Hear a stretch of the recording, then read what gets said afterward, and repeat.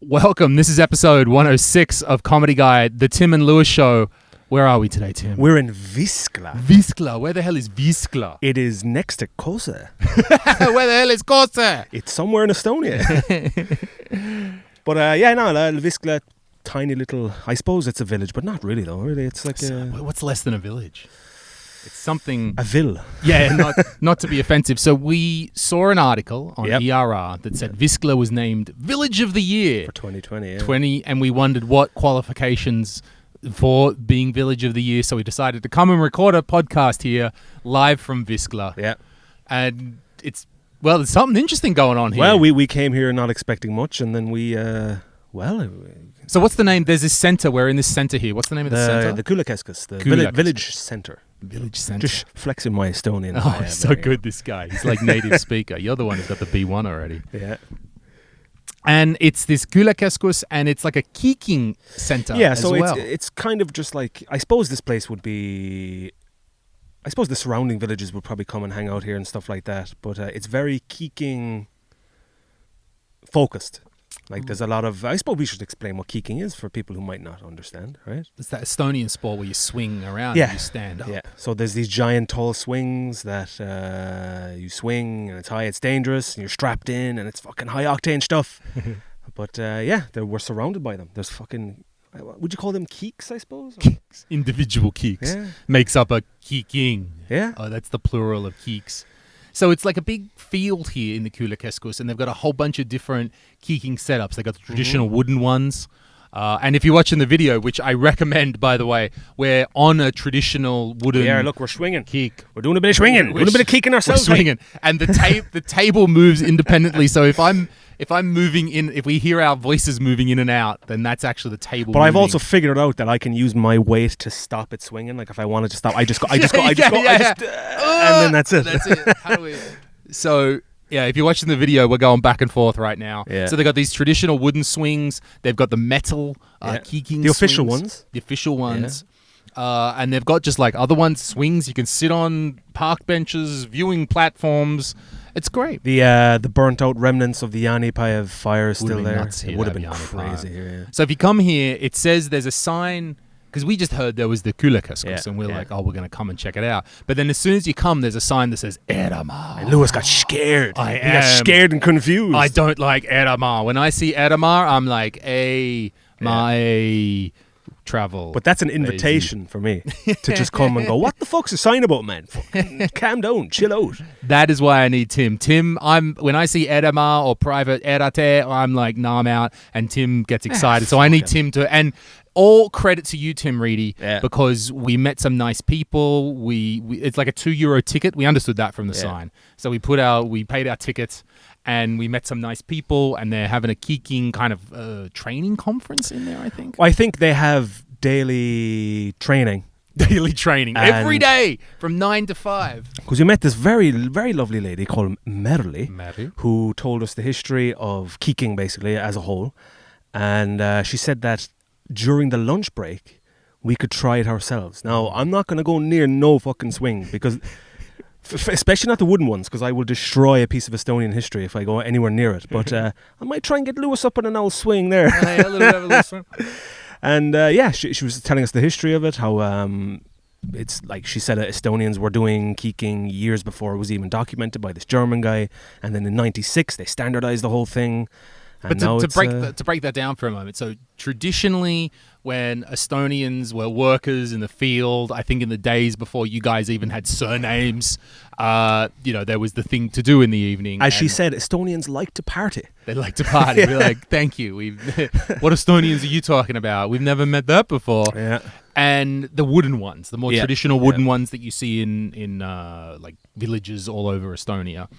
I don't know if they can see the one. No, they probably can't. The one right over there. Yeah, but it's that same one you've seen if you've been to any village. But so that was for a millennia. However long these people have been toiling these souls, the millennia or 300 years, whatever is closest. Get fucked. They toil the fields, then get pissed and just swing. Right. And she said, what did she say? Because the wheat is for the animals and the potatoes for the people. Yeah. And she was like, we eat them. And Tim and I were both like, you eat them. Yeah. That's why you wanted all those potatoes back in the day. Not to make illicit beverages or anything.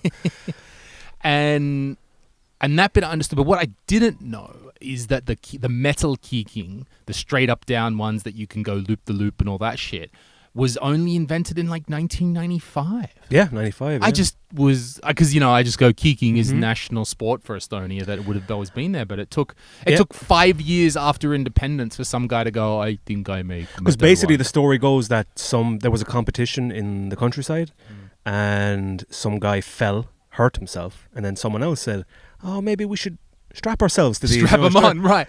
And they went, "Oh yeah," and that's how. So these crazy Estonian bastards going loop the loop on 3, 4, 5 meter metal keeking things while they weren't strapped in. And she even explained the different grades. There's geek X, which was, I think, 4 meters high. But that's the length of the swing part, right? So it's not like the whole height. The length of the swing is 4 meters. Sure. Geek Cox is 8 meters or something, is it? No, the max was 8. The max Remember, was the 8. record Oh, is 7. yeah. So there's 3 grades, and the max 8, and the others are somewhere in the middle. Yeah. And Lewis is going to hop on one after him. We're going to Apparently. We'll no see. straps. No straps. Fuck that, man. He's Australian. He doesn't need straps. We're keeping it original.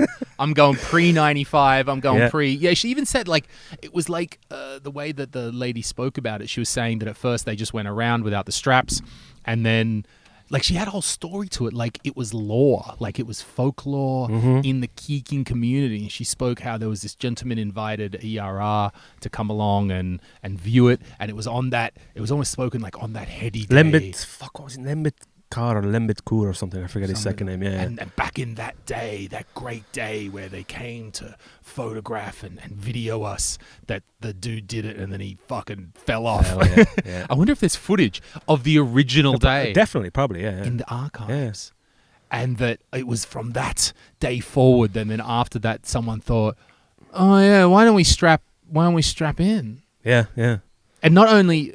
And what surprised me about her story was she was like, oh, and then we had the idea, the message came from the heavens that we should strap in. And then she's like, oh, yeah, and it took us another month before we realized you should also strap in the feet. The feet, well. Like, that wasn't... When you were thinking about strapping shit into a keeking, you didn't think at first, like, oh, yeah, we'll do the feet as well. Like, how do you think... that was going to turn out? There's the bloke going, he's swinging and he's making it up and he's at the top and then what? Like his feet are going to fall out? How is that going to work without strapping in It would feet? look hilarious though. Like he's dangling from there or something. But also, I mean, it made sense like pre-strap, because she explained that that sounds terrible, pre-strap, that it was a way for the men to prove their strength to the women back in the day. Well, I think she was referring to the wooden ones. Yeah, the wooden ones, but that's how it started. Yeah, right, so, in the communities. So I wonder when they brought in the straps, were their lads going, fucking this pussy shit? No, man, this is like...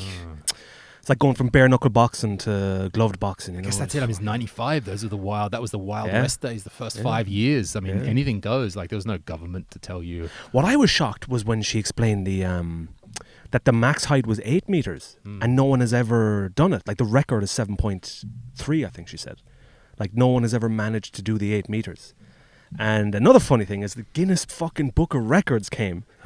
They make records for anything, don't they? They're mad for records. No, because if you pay them, they'll come. Oh, that's what it is. You just pay them money. You pay them and they'll come. Okay, fair enough. Yeah. So you can have anything.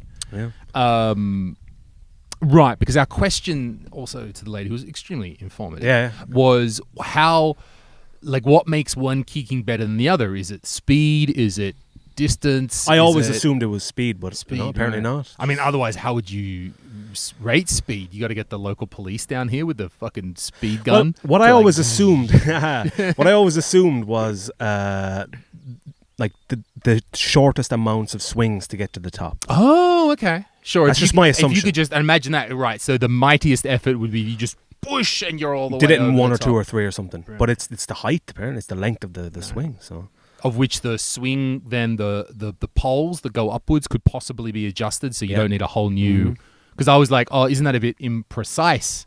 Then how do you get that 5, she said 7.3 3 meters, like what are you going to have? The men's you got to make a whole new thing. But okay, the poles can be adjustable. They're telescopic, they like come down. You can adjust the main poles on the outside, but also the swing poles that go around, you can adjust those. I don't know about the ratio or how that works or how they're measuring. I think from the implication I got from her was that it's the distance from your feet to the center pin that you swing around is the thing. So whether you adjust the poles, but then you would put the poles up. If you didn't adjust the inside thing, you'd still be.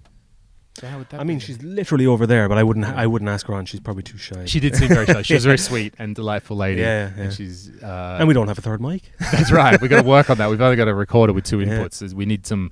We'll get some. Carl's got one with 4. We'll talk to Carl about it. Yeah, he's got a special one that's zoomed the next model up. But also sitting here in Wiskla at this Kulakeskus, there's a giant cable spool there behind Lewis, and it's just giving me flashbacks to the open mic we did at Kopika. Because that was our stage. It was. There was a mic, I want to say 4 years ago or something like that, outside of Kivi Pavakarid in Teleskivi. And we were like, there's too many people, it's summer. This is before we really got our ideas set about what makes a good mic. And we're like, let's do an outside one. And the only stage we could find was a massive wooden cable spool. And we literally, we found, we didn't even know what to use. We found it way out the back. Yeah, behind, yeah. Where Pileta Levy office is now, way out the other side of Vabalava. We were just searching around for any shit we could use. And then I found, we're like, this fucking cable spool, mate. 500 people showed up. Yeah, and then we rolled and then 500 people turned up. And we needed something to jump onto the cable spool because it was so tall. Just getting on top of it took 5 years off my life. Just the effort involved.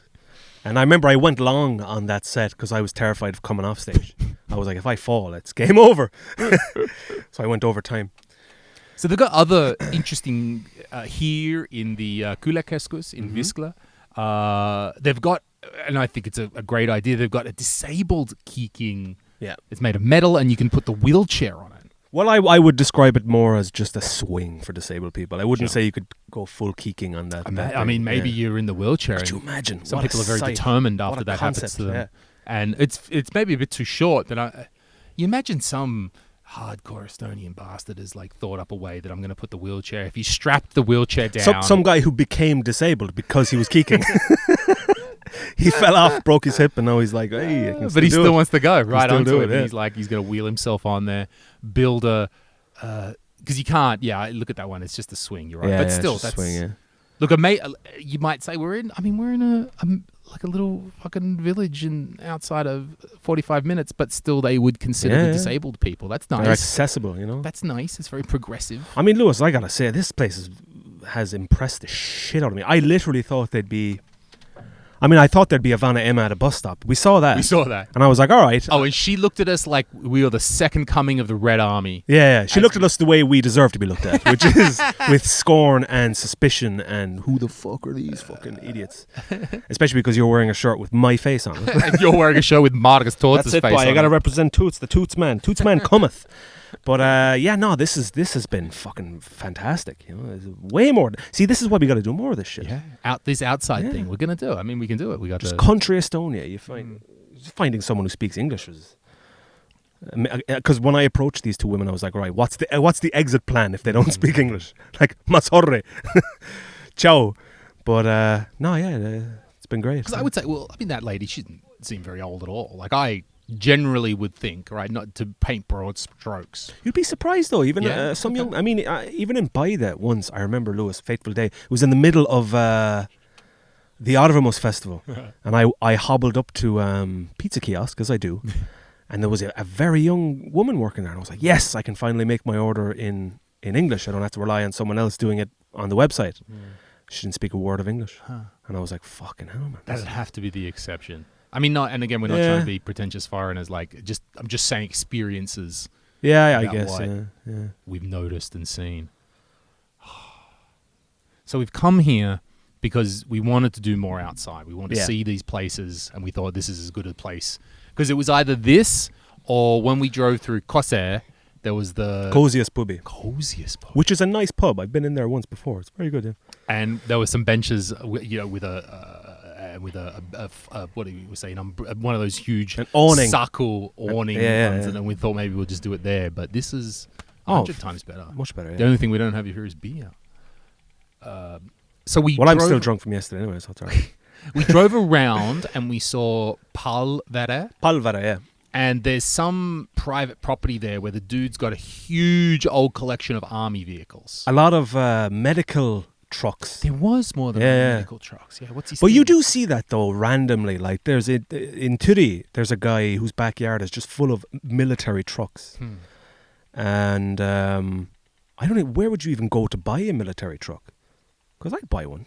Maybe they must have auctions. They must do something with them after they're done. I know there's military. But it's the fact that it's just some because we missed the turnoff for Viskla because Viskla is so remote that that we passed the dirt road and said, Village of the Year can't be down there. And we kept going and we ended up in Palvere, and it's just literally the middle of a giant field, just some old bloke with some military trucks. But also, they weren't the trucks that we saw. Also, let's consider the age of them. That they maybe might have been army, like a little bit still, like Soviet days, could have been from that. Or you think that old? A little bit left over. But even then, right, let's say they weren't. Let's say he bought them in the 90s, anywhere up to 2000. Shit was like, hey, mate, you guys are getting rid of that truck? Yeah, we'll think like... Yeah. Today, things are official. And today, probably the technology is so much more advanced that they might not just actually sell some truck or they on-sell it to some poorer country or something like that. I mean, they're just literally old trucks that have been painted green with an army cross. I mean, I've passed a bunch of Estonian military trucks on the road. They're not that advanced. They're just trucks painted fucking camo. So I can imagine also, again, back in the day, that there weren't these army procurement procedures and fucking policies to follow. It was just, man, we got to get rid of these trucks. Erky would be the man to ask about this now. He would know all about that. Like, I imagine just it would have been much easier back in the day to buy an old truck rather than say maybe it might be today. Yeah. That you're not just going to rock up to the base today and go, hey, Erky, I'll fucking buy that off you, man. 200 quid, man. Done deal. So there's that guy. It's nice. Just, I know there's like sound in the background. It's not silent. I'm going to leave it in. I'm not going to edit out the... No, fuck that. Just leave it. We've got the noise. We're watching butterflies. Kids here. playing. And there's local people nervously looking at us and walking around. Fucking. See, this is what I would love. This is what I was saying to you, Lewis, when we were driving here. Is one of my biggest regrets about not being fluent in Estonian, or at least conversational in Estonian, is I'd love to just fucking walk around places like this, just fucking talk to people. Just go like, just like that old woman at the bus stop. What's your story? Who are you?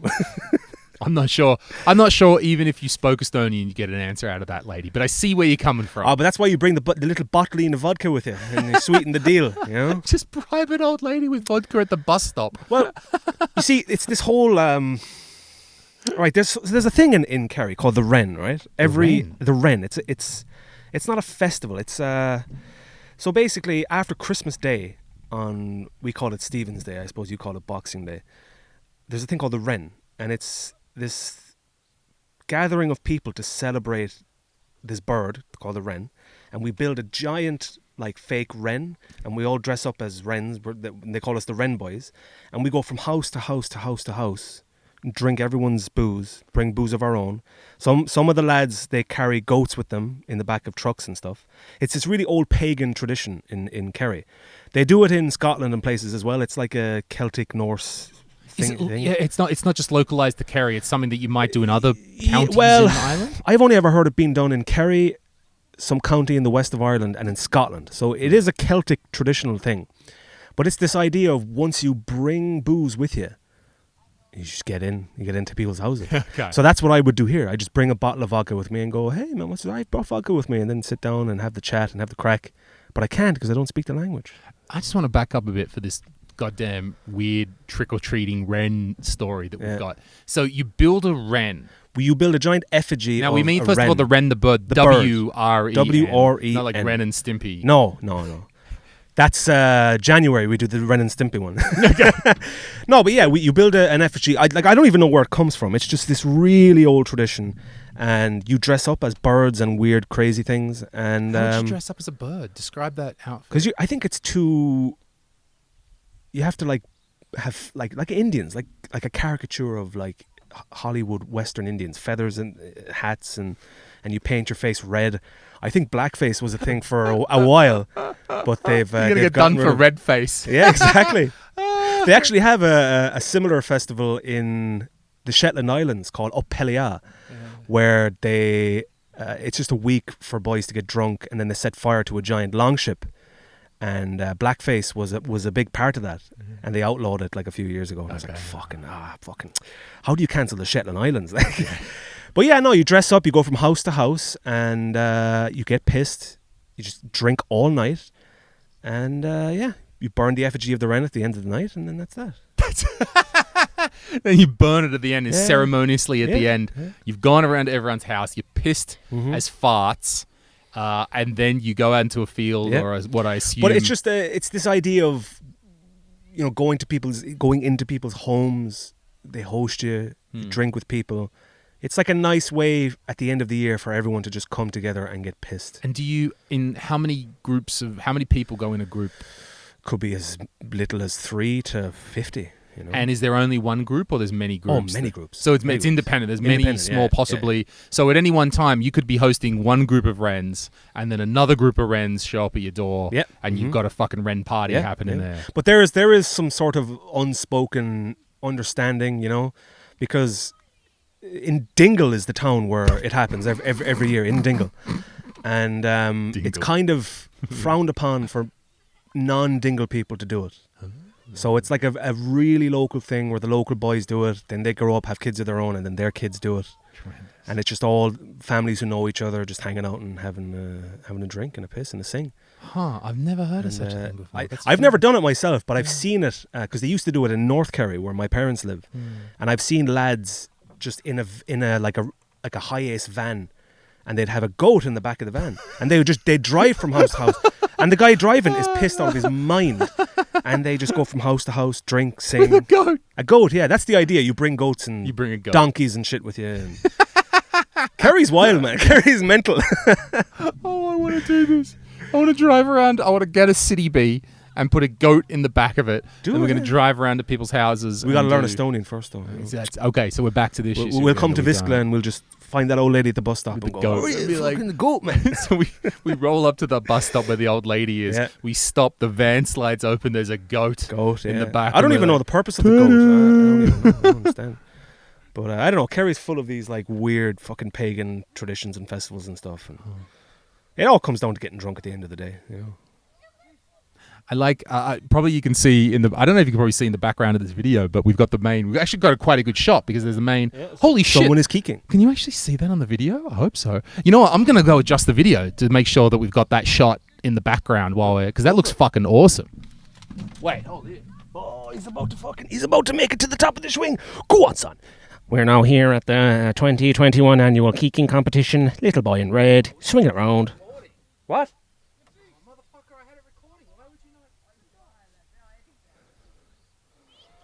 Well, Lewis wasn't recording the video, so all that stuff we were pointing around at is not going to be in the video. But sure, fucking no one can watch this shit anyway, so it doesn't matter. So anyway, look, there's... Right, we're recording now, hey. So what are we going to do about the first half of this thing? Jesus, I don't fucking know. What the fuck? Fucking stupid phone. Why wouldn't it? Tim Cook he strikes again, huh? Fucking Tim Cook. So maybe in the background we could see a little bit of kicking there. Maybe I guess the video episode I'll probably just turn on right now. So if we're just joining us in right now, I'm sorry that you're only hearing the second half of the episode. Did you catch the kid at the top of he did a full fucking keek swing? Did he? No, did, I didn't see it. He's strapped in. Oh yeah, he's strapped in. And now what I noticed is that every swing, at the bottom of every swing, the guy would go kick, kick. Oh, it's a little thing you got to do, right? So maybe that's where kicking, maybe that's what it comes from. Kick, yeah. Is there any relationship to Tanel Keek? Maybe. You know, the health minister with the big furry hair. Is that how he got his fuzzy hair? That he Maybe, was yeah. He's mad for kicking, that fella. yeah. He's crazy for kicking. Tanel Keek. If you name yourself after that. Because see, I'm going to be an ignorant fuck now. I'm going to be an ignorant foreigner and suggest that, because what she said was, well, like any swing, you lower your center of gravity at the bottom, and then you push at the bottom of the swing to give yourself the momentum, right? Sure. So maybe kicking comes from the English word for kicking. You're kicking up. Could be. That's Ignorant foreigner with an opinion. so rare around these parts as well. I do love also there was not the woman who showed us around. There was another younger girl there, and when she said, "Where are you from?" I said, "Ireland," and you said, "Australia," and she was like, "Wow, so far." I'm like, we might be the first Irish and Australian people to ever set foot on this land. We're like, no, we should just plant our flag and claim it. Oh wait, that's I know that chick. Her name's Lise. Oh wow, that's Lise. That's great. You know her well? No. Oh, how do I know her? From something? Maybe from Startup Day or something like that. I think from Startup Day. She was a volunteer at Startup Day. Very enthusiastic. Super. Oh, that's funny. So it's Estonia. Guess what? We've come to some bumfuck village, and we've already know there's someone. Some beautiful recognize. Village. Lovely village. But coming back, maybe Tanel Kiik got his name because look, the way the story was told to me about Estonian surnames is that when back in the days, whatever, when there was some von Einberg was the manor slave driver, and the I love how you just use Taudi's name with slavery involved. It's just so apt, you know. And there were good Estonian people working the fields, toiling away. They didn't have surnames. You had no I didn't know that, actually. You had look. I have no idea of how true this is my understanding of it. No, they had no surnames. You didn't need a surname. And then I don't know, 300-400 years ago, maybe something like this. Who knows? They were like, well, you fucking heathen pagan fucks out there in the field. You need surnames. How do we know who you are? How does God know who you are? How you're going to the devil if you don't do that? And so they needed surnames. And so they were like, "What's your surname?" And then they would literally be like, "Poo, Kiik, Järve," and they would just point. Like all the Estonian surnames are just shit from the nature. Like half of the surnames, Järve Bold or something. Like it's all just tree and field and pond and water. That's not very unique though. I mean, like when you look at the English peasantry, right? That's where a lot of like the surname Baker came from, or Smith came from, because it was just some blacksmith who had no surname. And he said, "What's your surname?" Fucking Smith, I suppose. Yeah. No, I guess that's where it came from. The jobs, that you did. Yeah. I guess it's that. Oh, I don't know. I mean, do Estonians... I'm trying to push this analogy. Like, they name themselves after the things that were around them, not necessarily the job. I guess they all had one job. Otherwise, everyone would be seen. But even here, like, it's less the job, more like... You hear lots of people with, like, Metz as a surname. Like Forrest or Wald or fucking... I'm blanking now, but I remember thinking for years... Do you remember... There was a comedian, Daniel Kazimagi. I always thought his name meant Cheese Mountain because the German for cheese is Gaza and Maggie is mountain. So I was like, fucking Cheese Mountain, man. Where'd that come from? So they have the job thing, but also just fucking the environment as well, Yeah. Which I just thought it was like, and I didn't want to speak down. I'm not saying this story to like speak down. I just thought like, it's like, where does anyone's name come from? Yeah. Where does fucking, they're all just, everything is just made up. It's a language. And then we've got this idea that they were all just like, now I'm the tree person. Because I would often ask Pia, like, you'd pass through a village and you're like, why, like, Lemkula, which is at the edge of Tallinn, it means like a cowy place, a place where cows are. So you're like, all right, fair enough. I understand that because it used to be a place where cows were. So they went, all right, Lehmia, all right, a cowy place. But then you come to, like, there's a train station before you hit Turi called Karu. And it doesn't mean bear, it means wheelbarrow. That's the actual translation of the village. Yeah. So you think like, all right, did some guy say, right, we got to call this place something? There's a wheelbarrow over there. Karu. But miss place in like Karu. Huh? Or sorry, Karu. I got to get the pronouncing. Oh, is it got the dots, the umlauts? I remember like Järgmine peatus on Karu. So that's how, That's how Tim and I get our Estonian language. We're not even trying really. It's shameful really, but sure, fuck it. Which, speaking of trying, I think I'm behind the thing there. Speaking of trying, so Pinchin's got me onto this idea that B1 Estonian shouldn't be that hard, which it isn't, but we're sacks of shit, right, who can't do this stuff. But I'm still on the residency visa that renews every 5 years based off my income. And the only limitation now that I have, the only constraining factor of me getting a permanent residency is not having B1 Estonian and not having any official status besides what I may or may not understand, which I'll never let on and that if I just got B1 Estonian, then I could get the permanent residency and my visa status would be like far more secure. Even though I know, I'm white, they'll give me another visa in 5 years. It's fine. Or 3 years. But it would be far more looked after. How do you even get the B? Do you have to sit a test? Is it? There's just a test, yeah. So you'd have to. I don't know how you might want to learn it, but there's definitely some sort of test. I think there may also possibly be like where, the school and the test are rolled into one. So if you do that school and the exam at the end is registered as an official test. Yeah. And so then you pass and then you're on the system as passing B1. And I believe that's the only qualification that will stop me getting permanent residency. Is there no way you can finagle getting a European Union passport? No.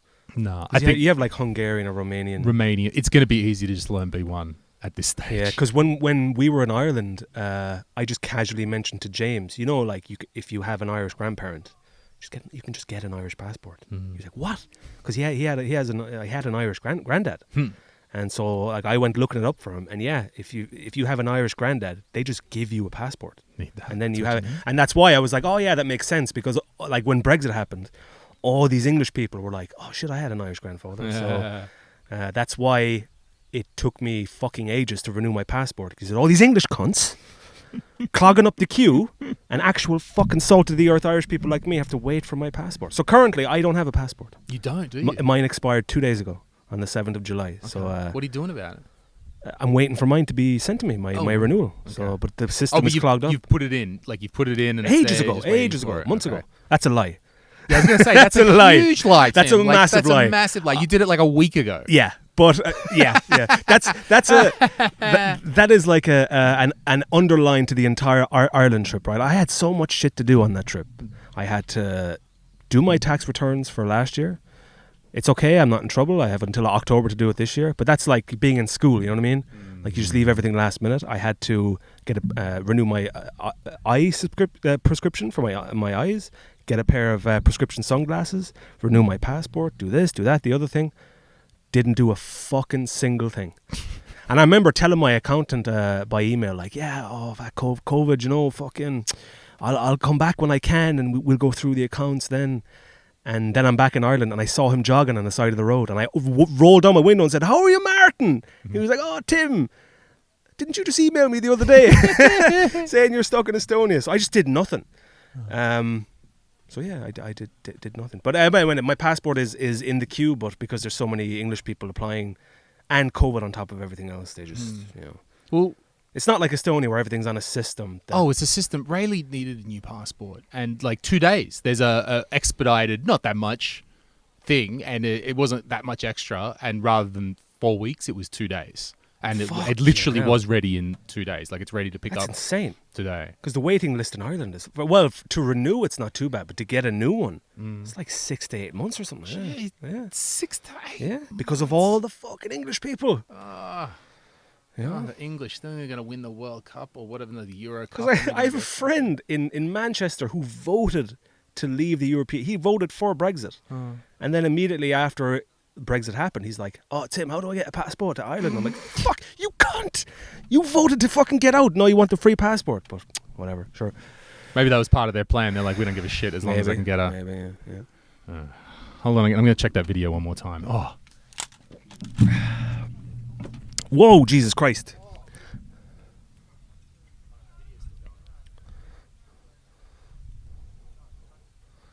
How long was the recording before you realised the video? Talking for about 20 minutes or something, but I don't know when it was off. Now it's still on. Use those, do you know, like on the phone you can be a cat or a dog or something, you know what I mean? Like you can put a filter on your face to where it looks like you're a cat and you're talking. Yeah. Do that for the first part of the video. Oh, okay. Two of us cats talking to each other. Just put something on there. Yeah, okay. But I'll splice that in. I'll splice the footage in. Yeah. For people who want to watch. Yeah, look, we're not professionals here. We're just trying to record something out in the countryside. Oh, the fresh air and the bugs are not... There's only a few bugs. I'm surprised there's so An old wasp. Fuck off, you. Well, there's a few wasps, and hey, what are you gonna? He's all right. He's just. That's the thing that I forgot about Ireland, because I was away for so long that I forgot the tiny annoying things. Is midges. Do you know what a midge is? No. I mean, you've been to Scotland, like they're the tiny bugs that swarm. Oh, okay, tiny little bugs. Yeah. I forgot about them, and we were outside grilling, and just James got eaten alive by midges. Oh, I bet, because he's that white pasty sort of. They would just latch. Yeah. My sunburn's still not fully healed, by the way. I'm still peeling. So that sunburn that Tim got in the last episode, it was just... I actually got it in the last episode. That's right. It just looked unbelievable. Lewis was so radiant, he gave me sunburn. When you said that sentence, I was expecting it to end. Usually it's like, Lewis is so racist, and then you switched You said it, not me. You switched it to so radiant.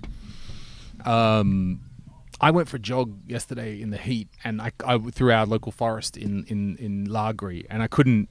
I was getting eaten alive while I was running. Like, I've never run so fast. Like, the Nike app is like, oh my God, Lewis, you're doing such a great effort today. Good on you. And like, I'm just running to get out of the forest fast enough because the bugs are eating me, even though I'm running. Like, just... Can't you get like a spray or a cream or something? I didn't. Well, I didn't think there was going to be... I didn't smoke a cigar as you run, and the smoke will keep them away.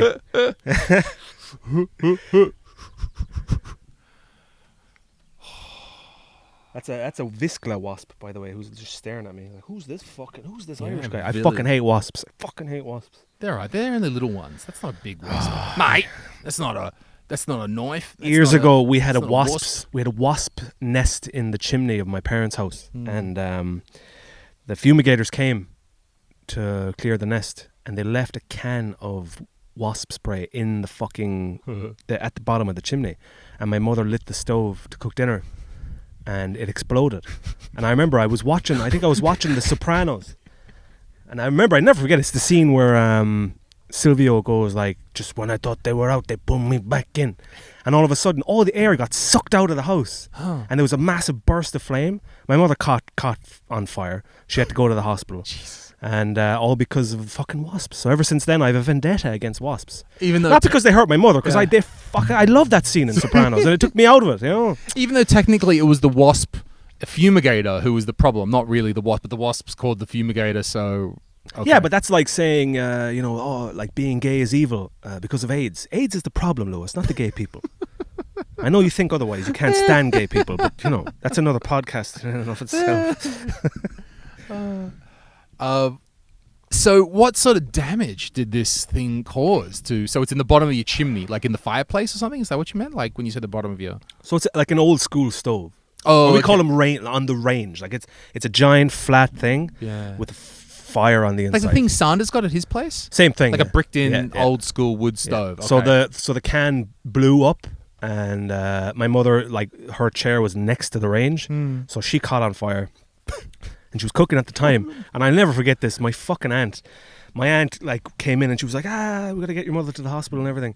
And I was like, yeah. And while she was doing that, I was just turning my chicken Kiev in the pan, because all I cared about was I can't have my chicken Kiev will burn, like. And I remember my aunt telling me this when she came back from the hospital, like, oh yeah, all you cared about was the chicken Kiev. I was like, you're right. You'd be like, it was the shock. Yeah, it was a shock. Oh, it was a shock.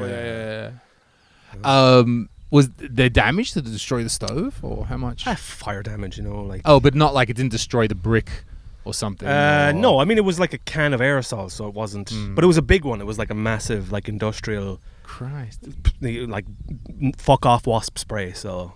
And at no time afterwards did you think that we're gonna like sue the fumigator for leaving a fucking... It's Ireland. You can't sue people for anything. Right, that's what I'm thinking. Like, that's not a thing that you... No. Like, James was telling me in Wales, in the UK, there's this like...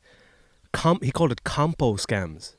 Yeah, compo. Yeah. Just guys jumping out in front of cars and then claiming like damage from the owner. I'm like, what? Yeah, absolutely. That's a fine... They tell you to fuck off in Ireland if you tried to do that. That's a fine, proud Australian tradition. Of like, that's the whole bit I'm doing right now, that after I got hit by the car on my bike. So when I was cycling down Technica in the bike lane, going along, minding my own business, and then a Volvo C30, those little not the convertible, the two-door old Volvos, and comes the other way and turns across me, and so basically T-bones me. And I kind of look up and I realize, oh shit, this car's turning in front of me and I can't stop in time. And I realize this is it. This is the end of me. I'm fucking done. We're going to collide. And I guess I just had the instinct to lean into the bonnet. So I leaned onto the bonnet of the car and I basically bounced off and landed on my feet. So, and this woman is going fucking bananas and not bananas. No, she's not, in fairness to her, but she was like in shock as well. She stops and she was like, "Are you okay?" And I was like, "I'm doing fine." Like, I'm in a bit of shock and I'm like, "But I am actually genuinely fine." She's like, "No, are you okay?" And I was like, "No, we're trying to suppress the compo instinct." Yeah. But then, so the story kind of goes, though, that then she says to me, "Hey, look, yeah." So first of all, like, I was like, "Hey, move your car because you're blocking Technica." So she moved the car. She stopped. She said, "Look, hey, can I call my ex?" I don't know why she needed to give me that bit of extra information. He's just around the corner. And I went, "Yeah, look, sure, fair enough." So 3 minutes later, he rolls up, and this fucking dude rolls up in a white Maserati with the 2 kids in the back. I presume they're hers.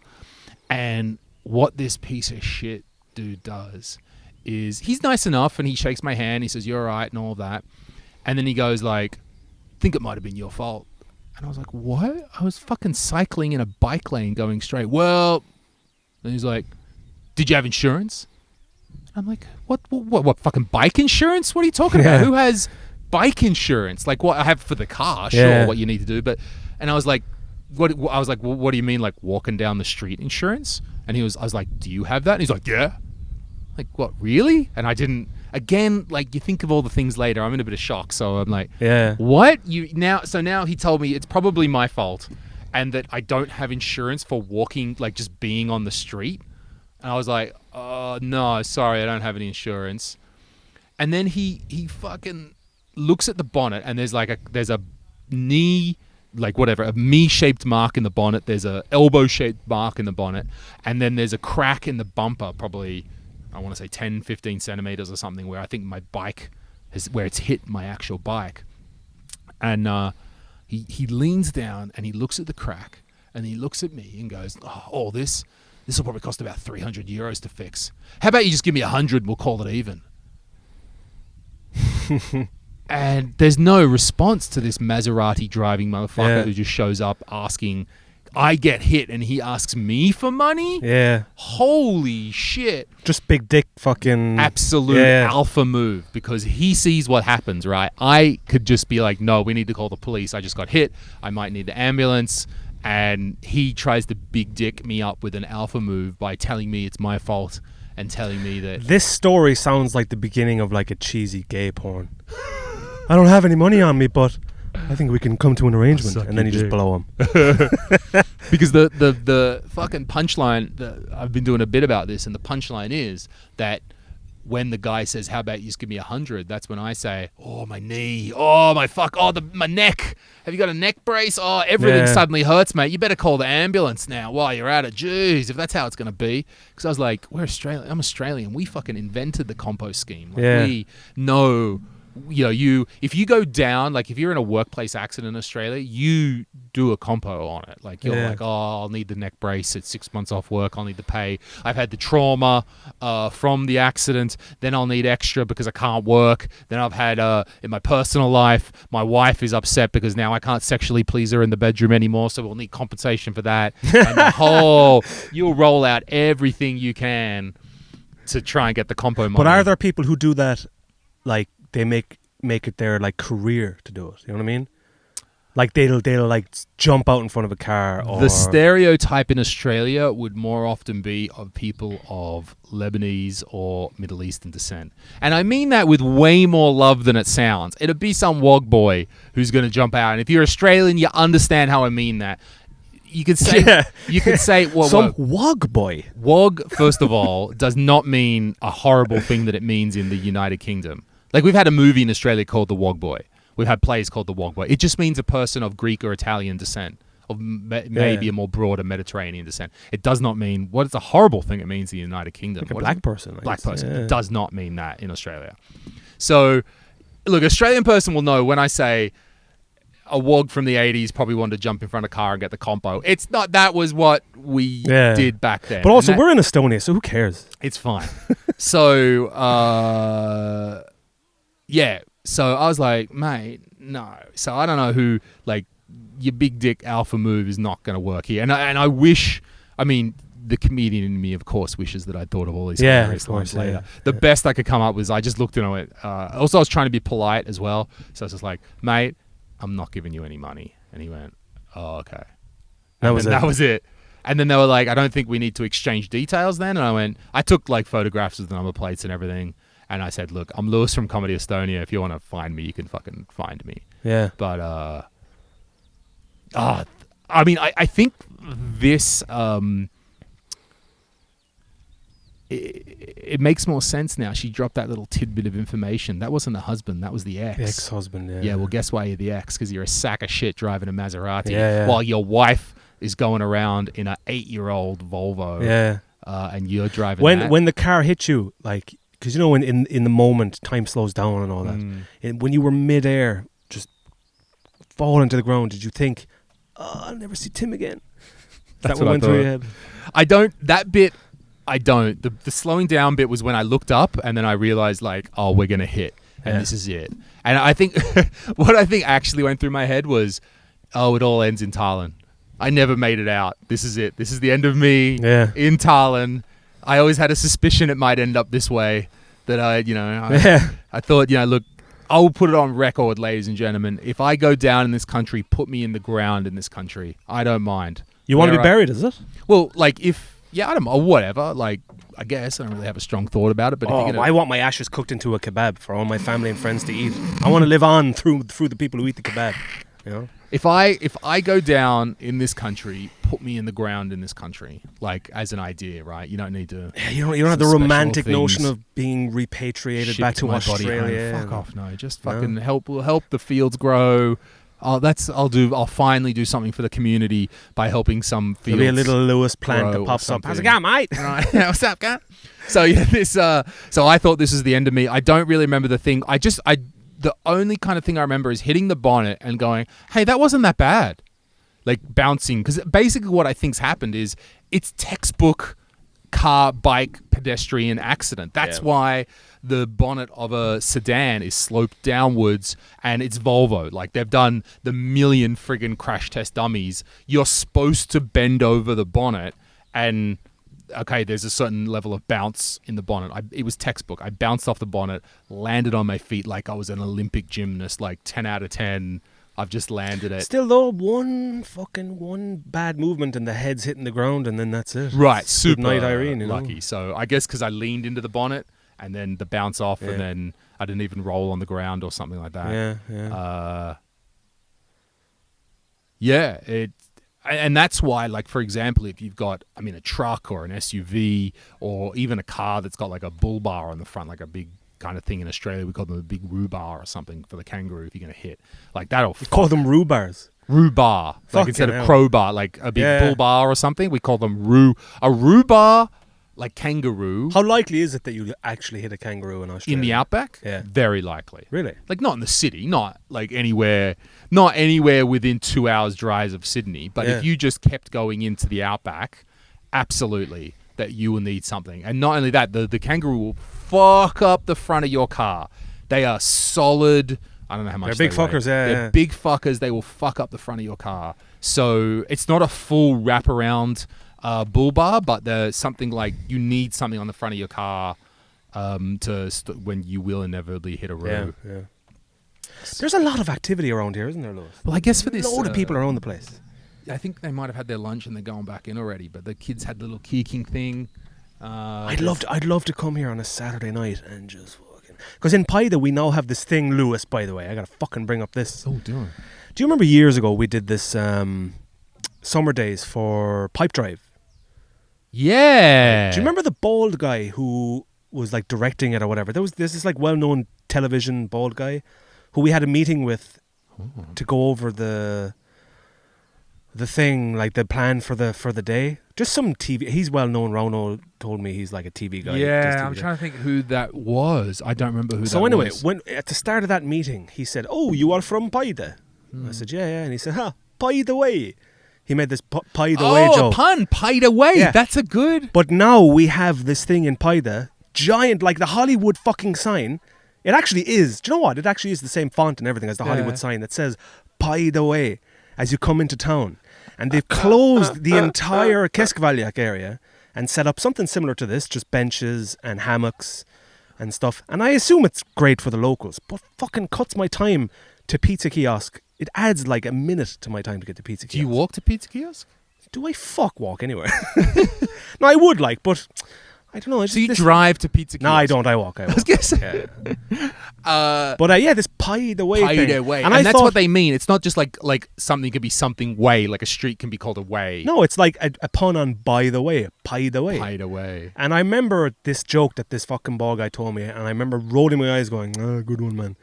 I know it's I have to see it every time I drive into Paida. So I wonder if that's now going to be a thing, like all the locals, like especially because it's like two words, well, one word technically, I guess, in English, so it sounds a little exotic. Fuck me. Paida way, we have to record a podcast there now, don't we? Oh, in front of the Paida way sign. In front of the Paida way sign. That's a great shot. Because there's loads of benches there. There's they built an artificial beach with a net for handball or some shit. Oh shit. As soon as I get back from Turkey, we're going to go in front of the Paida way sign. Unless I burn it to the ground. And that's going to be the shot. And we'll burn it to the ground afterwards, and then we're going to... But yeah, that's Paida at the moment. And, we're getting ready we're all spooling up for the Ardvermus Festival. Oh, when is that? August 4th to the 10th, I think. So we have to go and give our opinions. Should we go there for... why not? I mean, if we set and up... there's street food there, so I'm happy, you know. What about... Okay, here's our rebel attitude, Tim. We go and do the Paida Way podcast in the middle of the Ardvermus Festival. Just to prove, like, fuck you, we don't need your middle of the town tense opinions thing. No, we're going to sit on the outside. Is it on the outside, in the middle or the outside? Keskvalliak, right. Do you know where the church is? In Keskvalliak. Right in the middle. I thought it was on the outside of town as the way No, you so I reckon the Paida Way thing will be incorporated into the Ardvermus Festival at some point. Okay. All right, so we got to go, because otherwise it'd be like, that'd be a great, like, are you here for the Ardvermus Festival? Like, oh, no. Oh, there's an but Lewis, Festival? the opinions will be so opinionated this year because last year's one was cancelled due to COVID. So they have a year's worth of opinions built up. And they're just, I got to give my opinions.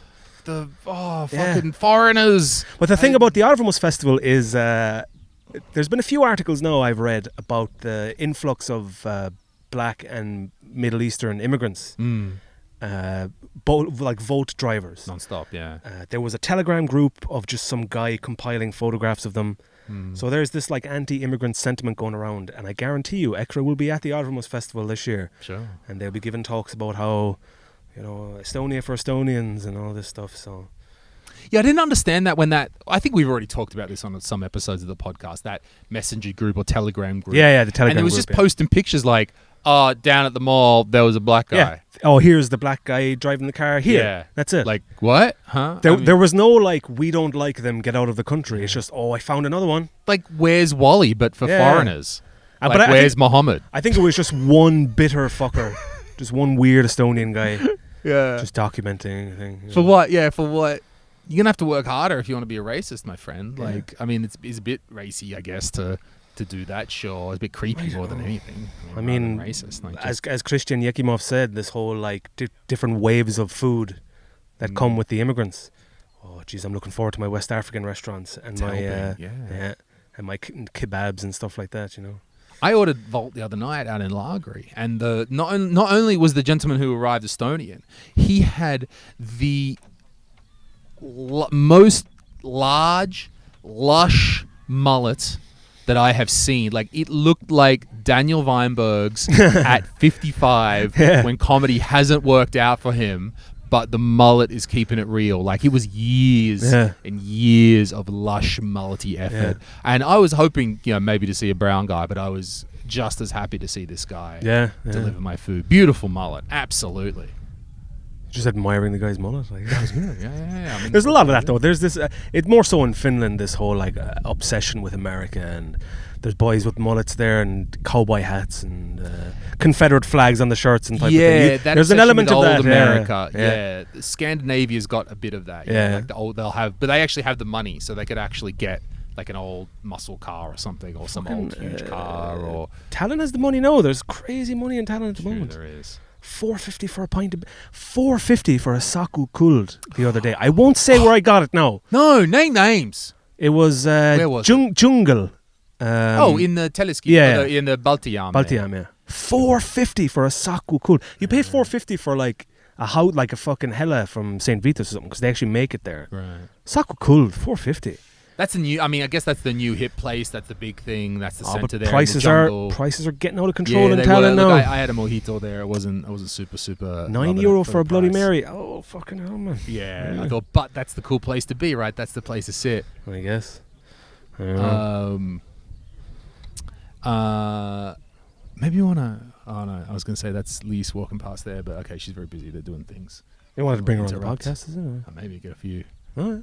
Get some inside scoop from the. You see, what I would love to do is just to get a remote setup where we can just walk around and just fucking talk to people. Well, we just need that third microphone. We need another input on the back somehow. And I've fucked around with the input in the back of those in the past. It's a bit dodgy. It's touch and go, you know.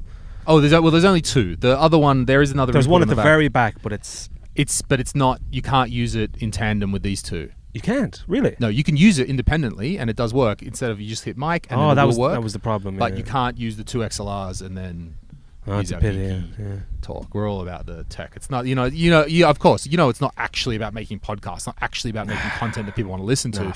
It's just about buying enough tech shit and buying some other device. And now it's about coming to Viskla that you need. Fuck the what was it? The Work in Estonia ads you did. Fucking you need some of Work in Viskla. Yeah. Why isn't someone? Yes. Get off your look. You've given me a bunch of money over the years, but how about you give me a bit more to go around the country and do these? Get TransferWise to come down and build an urban campus in Viskla. Oh yeah, remote learning. So you'll have the Viskla Kulakeskus and then a giant urban campus, so right over there on the horizon. You know? So what about? Wait, did we talk about on the episode last time this series that there's running on English ERR where they interview a foreigner every week, or it seems like every 2 weeks. I think every week, but there was some break for midsummer or something. We didn't talk about that, no. And not the current one, but the one before is this Chinese bloke, and he keeps hinting through the whole thing that the reason that he's an opera singer, I think. What? So he's an opera singer. Yeah, it's an opera singer. I'm pretty sure it was an opera singer. And he's trained here at the Music Academy, or some fucking music academy. And he hasn't been able to get solid work here in Estonia. And the whole kind of through the article, he keeps hinting that the reason that he's not getting work is racism. And that Estonians aren't open to other people and aren't open to, his thing. And he's like, even though I'm trained at the Estonian Academy, they don't want to give me work, and my professors say that I'm really good. And he's got that little bit of Asian arrogance in that as well. And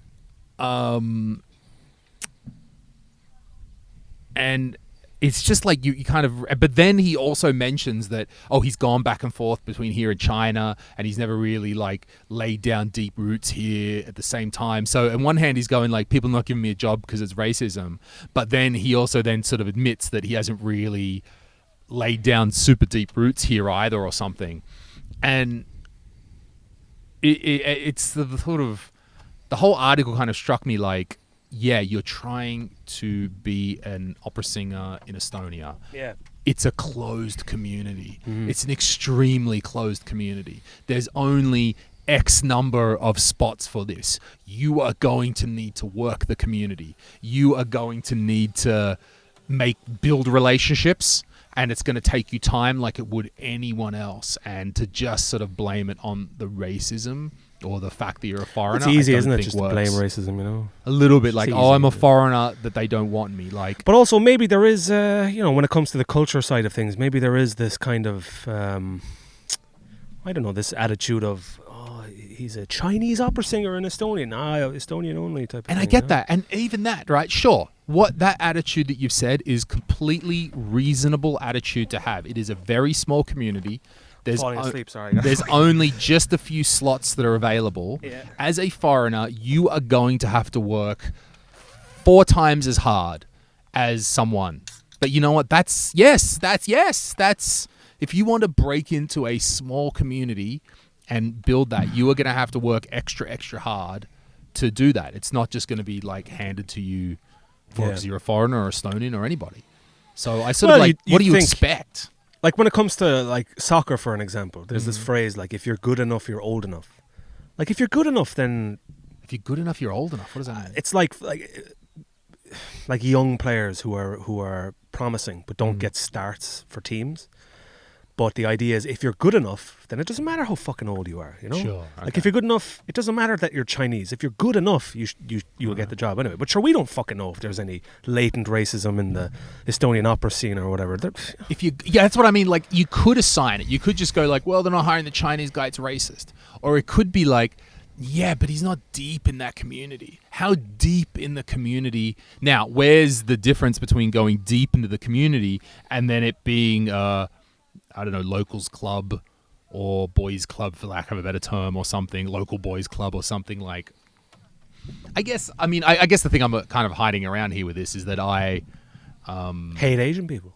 Absolutely. Fucking chinks. No. Hi, Pinchin.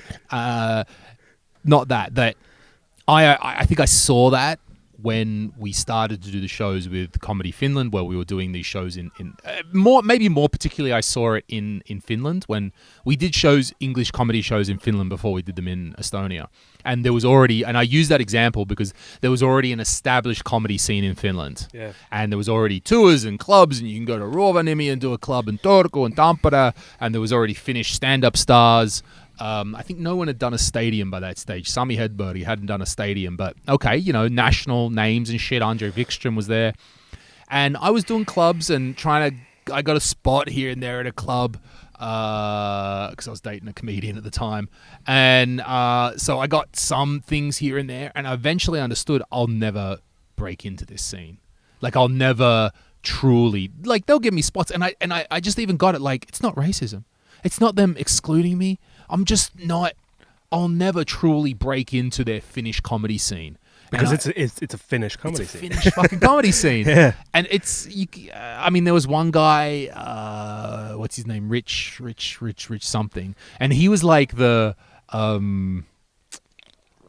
obligatory foreigner who's been there for 20 years and has been doing comedy, but does just all the stupid fucking dumb jokes and does all the stereotype shit, and Finnish people are drunks and Finnish people don't talk and all that. And he got gigs because he'd been around for 20 years and he just had this act that was just like that. Finnish people don't talk, Finnish people are silly or whatever. And I just went like, I don't think it's going to happen. And that's what spurred me on to start Comedy Finland or some early version of that. I'm like, oh, the only way that we're going to consistently be able to rise is if we do it ourselves. And it wasn't even like it's racism. It was just like, that's just the fucking reality.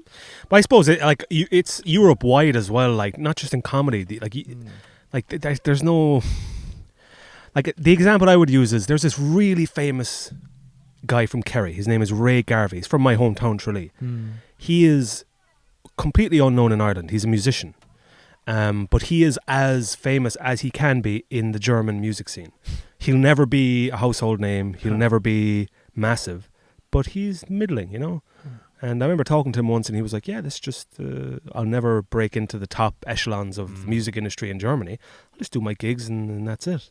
There's no like, he's not going to be on fucking Top of the Pops or whatever the fuck it is, because he recognizes that I'm not German. I'm just the Irish guy in Germany being a musician. So I suppose it was the same for comedy in Finland. Like, you recognize that you're not Finnish.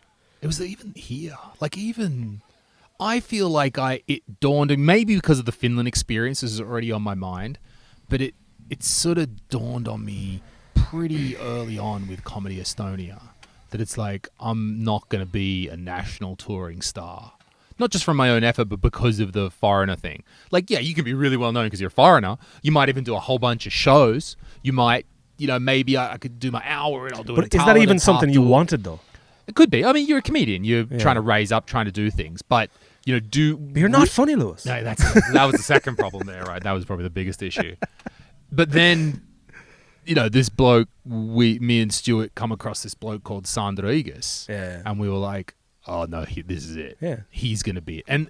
And like, he's Estonian, of course. Like, it's not a racism thing. It's not a anything thing. It's not a I'm a foreigner. Like, it's just of course, eventually the Estonian person will be the one to redefine the Estonian market and make this huge, deep change. Yeah, to everything. yeah. Oh, fucking of course. But so to go back to this Chinese guy from the article, do you reckon? Let's say like if he was the second coming of Christ when it comes to opera, do you think he would still not be able to get what he thinks he's worth or whatever to get all these crazy jobs and be the number one opera guy in Estonia?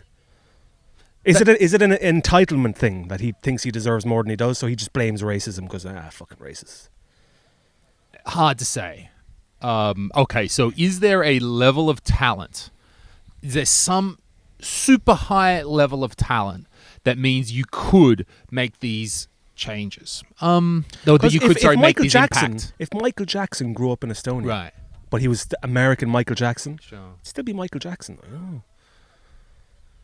So there's the balance there between the raw talent Yeah. and the I want to say the management side. Like, how are you directed? Fuck like, off, it's one Ross. thing to be amazing talent. It's the other thing, like, can you show it? Are there places to do it? Like, okay, even with the start of Comedy Estonia, I could roll into Estonia and be the funniest comedian in the world, but we didn't have clubs.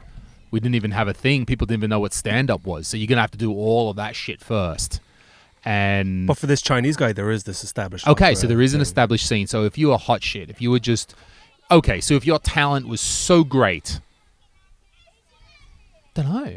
I mean, Yeah. there must be some level. There clearly must be some level. There's some level that you sing and your voice is so holy, so angelic, so amazing. You are, to quote Cal Newport, you are so good they can't ignore you. So unbelievable. I don't think most people are. I don't think. Look, it could possibly happen. Because it is a weird one. Because it is lazy to blame racism for everything, especially Chinese people. They like to fucking go. They do like to go like, oh, it's just because I'm Chinese. But like, maybe there is some sort of like for opera singers. I know nothing about opera. So small communities, Yeah. so few spots that it starts to warp the market, for lack of a better term. I don't want to call it like market or possible availabilities. Like, it's so few that it totally gets warped. This isn't an example of a free market where in theory, the best thing will rise to the top. And also, I would assume that in the opera thing, like there are children who are recognized early, and they're like, all right, he's going to be the next. And then you have this Chinese guy who comes along and he expects, like, I'm really good. My professors tell me I'm really good, but I'm not getting the job because they're fucking racist. You get a deep part of the community, right? Yeah, you're in such a small community, and for better or for worse, you can call that a club, an in-club, or an exclusive club, or something. Maybe that's... In this article, was he what that like, is. was that the main thing of the article? Now, it's sort of he kept sort of referencing it, that he hasn't had the success that he hoped to have, and that he kind of keeps alluding that it's due to him being a foreigner, So is there- alluding. He doesn't. I don't think he kind of out now and goes like it's racism, but you can see. Is there an sort of element keeps- of Lewis reading between the lines a bit too much there as well? Yes, Yeah, absolutely. yeah. Yeah, but he keeps alluding to it. He keeps alluding and referencing that it's because he's a foreigner and they might not like him Yeah. or they're wary. Like, what did you expect, bro? Yeah, I mean, fuck's sake, like that's gonna happen. Right. Just fucking whatever. Just Make be better, be Dude, better. you got to make Opera Estonia Yeah. and then build yourself up like that. Oh, when ERR fucking interview me, I'm gonna say, man, I quit comedy because they're anti-Irish racist. Yeah, that's right. The Australian that runs Comedy Yeah, Estonia fucking- is so anti-Irish. Anti-Irish racist. God, That's all we need. fucking Hungarian, Romanian, whatever he is. The fucking Oh, it's good to have the fresh air out here. No, it's nice. Yeah, I'm enjoying it. I'm wired to the moon on these energy drinks. This podcast is brought to you by Monster Energy and Red Bull. Weirdly enough. Yeah, usually Cooler Board is brought to you by Monster. Yeah. With Carl drinking that shit. Like Usually it's by now Chinese we're tea. fairly drunk as well. So True. And now we're completely sober in the middle of the countryside. If anything, healthier for the don't fact mind that we've been out in the middle of the fresh air. For I an love hour the and a fact half. that they have the two Keeking things here, and then the viewing area are also swings. Swings, yes. So just everyone is just mad for swinging.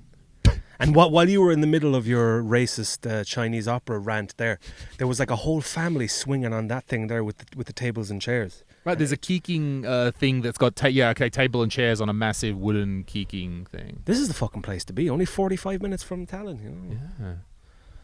There's an old lad over there trying to make it obvious he's not listening to us, but he is. Oh, it's fine. Well, Shout out to him. It's our first live show. That's right. That's what we're doing. We're basically done a live show for a bunch of curious Estonians who want to appear like they're not curious. Oh, but see, just to go back to the Pie the Way Arvamos Festival, that wasp just wants to have sex with me. Fucking join the queue, buddy. The thing about that Pie the Way thing is if we do record in the Keskvalyak, like, there will be people coming up and... That's tremendous. So we need a third mic and like, yeah, fucking sit down, man. And we'll get Carl's... Get the drunk Ekra guy. Carl's recorder, a third mic, and just a thing if someone comes up to us and starts talking to us. Yeah. Because speaking of that, the other day I drove down to Paida in a City Bee and I parked it up and went upstairs. And when I came back, there was this big fat this large old man staring at the City Bee. And I thought, oh, fuck, I'll just unlock it and get in. And he starts speaking to me in Estonian. And I'm like, sorry, man, I don't speak Estonian. And he had perfect English. And he was like, he thought I was working for City Bee. And usually in that situation, I would just lie and go like, yeah, man, I'm fucking working. I love to do that. I love to just fucking I do this shit all the time. But I was like, nah, man, I'm not working for City Bee. I'm just driving down here. And he was like, City Bee would be handy for me just to, if he kept saying if you were down here, I could just get a City Bee and go to the shop and pick up what I need. And I said, I'm on my way to the shop now. Yeah. Do you want to ride? Gave him a ride to the shop. Sat with his man. Yeah. Drove to the shop. And yeah. That's what you're so good at, Tim. You're so good at these random interactions. Yeah, just go with the flow. That's Someone it. Just goes with it, yeah. You can't, because that's just the Irish thing. Like, that's why James was so kind of taken aback for the first two. I was even taken aback for the first 2 days in Ireland. You forget that people actually talk to you and want to interact with you and have the crack with you. You know, like going into Tesco and saying "Ait that" to the woman was like, oh shit, I'm not fucking Estonian anymore. She's like, oh, you take that back. Yeah. Just go with the flow. Fucking chat with people. People are fucking happy to talk. You know, there's a stereotype that Estonians are closed off and they're fucking quiet. Nah, not at all. Nah. Just fucking chat with them. Everyone's the same, you know? We all want the same thing in the end, Lewis. The Chinese out of our country. Pyeongchang, you can fucking... Oh my God, that guy is classic. I'm mad for the Chinese. I love the Chinese. They're great people. Great bunch of lads. Lovely. Should we wrap it up? I suppose. Wrap it up. We might walk around and... do a bit of keeking. Keek along here. So. I don't know, after seeing that kid do that, fuck me. He couldn't be like 10 or something. Like, but the speed was what got me. Like, I was like, fucking hell. Because at the very top, like, it's slow. And then it's like if you've ever been up close at a wind farm, on those big wind farms, it's the same sound. Like, so it's fucking mental. Yeah, thanks for doing it. Thanks for listening. Our first outside podcast. Come to Viskla, by the way. It's lovely. Come to Viskla. Tourism. Visit Estonia. Work in Estonia. Do it all in Estonia. Shout out to Merli who told us the history of keeking and all that. And all right, let's go. All right. Thank you everyone for listening. Ciao. Bye bye.